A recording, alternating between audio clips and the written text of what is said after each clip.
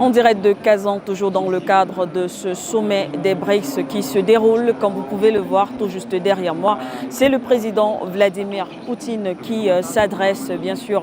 Il est entouré de ses homologues qui sont arrivés, très nombreux, on parle d'une trentaine, quarantaine, même voire de délégations, en tout cas chefs d'État et de gouvernement du monde qui ont fait le déplacement pour venir assister à ce sommet hautement stratégique, le sommet des BRICS. Ils viennent tout à l'heure, il y a seulement quelques minutes, de faire la grande photo de famille. On a vu en première ligne, bien sûr, le président russe lui-même, Vladimir Poutine, à ses côtés, ses homologues, entre autres, de l'Égypte, Abdel Fattah al-Sisi, ou encore le président sud-africain, Cyril Ramaphosa, ou encore, on a vu également le président turc, on l'annonçait d'ailleurs, il est arrivé également en terre russe, monsieur Recep Tayyip Erdogan, qui a fait le déplacement, le président congolais Denis Sassou Nguesso, qui est également là dans le cadre de ce sommet CGP, bien évidemment de la Chine, mais aussi le président de l'Union africaine, le président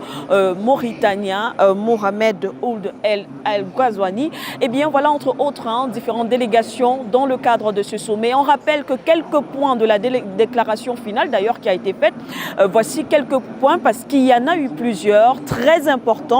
On parle entre autres du groupe qui appelle à appliquer les résolutions des Nations Unies qui invitent les États à empêcher que les armes tombent entre les mains de ce qu'ils ont qualifié les terroristes.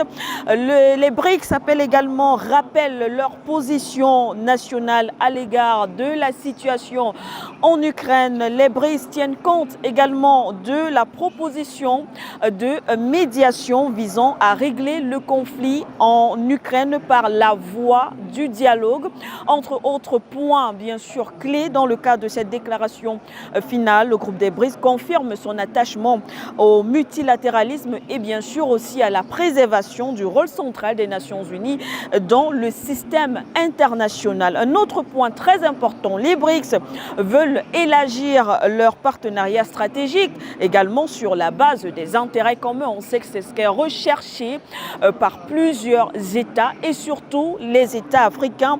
Les pays des BRICS sont également préoccupés par cet impact, ce qu'ils ont appelé l'impact négatif des sanctions illégitimes ou alors illégales sur l'économie mondiale. Les BRICS appellent également les pays les moins développés, on appelle entre autres l'Afrique ou alors les États africains à mieux s'impliquer, à s'activer, à être présents sur la scène internationale dans le processus justement de cette transformation mondiale. Un autre point peut-être pour sortir, le groupe des BRICS se déclare préoccupé par l'escalade de la violence et l'aggravation de la crise humanitaire et appelle à un cessez-le-feu du côté du Soudan, mais aussi de Gaza. D'ailleurs, le groupe veut en tout cas, maintient sa position en ce qui concerne les Nations Unies de reconnaître la Palestine comme un État à part entière. Voilà donc quelques points qui ont été développés parmi tant d'autres dans le cadre de cette déclaration finale en ce qui concerne ce sommet des BRICS qui se déroule du côté de Kazan. On rappelle que c'est le dernier jour aujourd'hui, un sommet qui a commencé depuis le 22 octobre, du 22 au 24 octobre. Ils se sont donc retrouvés ici dans cette belle ville à 700 km de la capitale, en tout cas 700 km de Moscou. Ils étaient nombreux, on parle de plusieurs délégations. Vous voyez également tout juste derrière moi, c'est ces médias du monde qui ont fait le déplacement. Ils sont nombreux ici, venus des 4 coins du monde pour couvrir cet événement majeur du côté de Kazan. Pour For You Media Africa, Sikendoumbé, Jix Nabessé, Ali Dalou.